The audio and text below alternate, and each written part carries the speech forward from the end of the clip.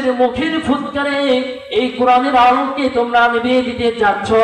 এর মানে হচ্ছে যারা কোরআন থেকে কথা বলে, যারা রাসূল প্রেমিক, যারা আল্লাহ রাসূল প্রেমিক, যারা নবী প্রেমিক, তাদেরকে তোমরা হত্যা করতে যাচ্ছ, কোরআনের আলোকে ভেঙে দিতে যাচ্ছ। কিন্তু আল্লাহ পাক অপর আয়াতে বলতেছেন ওয়াল্লাহু মুতিম্মু নূরিহি, আর এই কোরআনের আলোকে আল্লাহ রাব্বুল আলামিন পরিপূর্ণ করতে যাচ্ছেন। সুবহানাল্লাহ বলেন। আমি একটি উদাহরণ দিয়ে দেই। মল্লিকপুরবাসী, আপনারা কসুর গাছ দেখছেন? কসুর গাছ দেখছেন?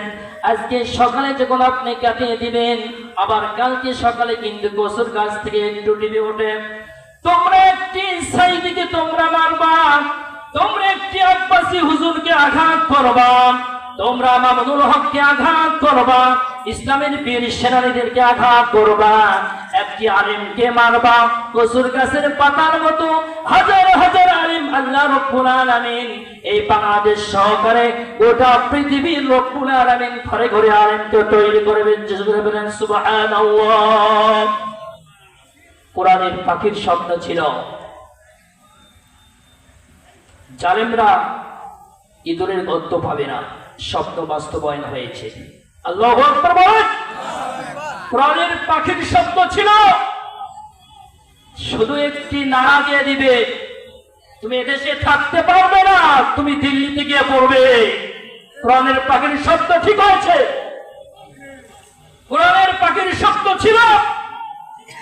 উনি বলছিলেন এদেশের জালেমদের নাকের ডগায় একদিন না একদিন কালেমের পতাকা পথ করে উঠবে ইনশাআল্লাহ। সামনে আল্লাহ রাব্বুল আলামিন কবুল আর মঞ্জুর করে নেবেন। আল্লাহু আকবার বলেন।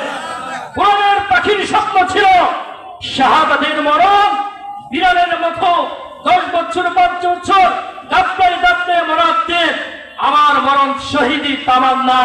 1 সেকেন্ড, 1 ঘন্টা, 10 মিনিট, 5 মিনিট বাঁচাই হচ্ছে প্রকৃত মুমিনদার, ইমানদার, প্রকৃত ইমানওয়ালা, আল্লাহর নবীওয়ালা কাজ।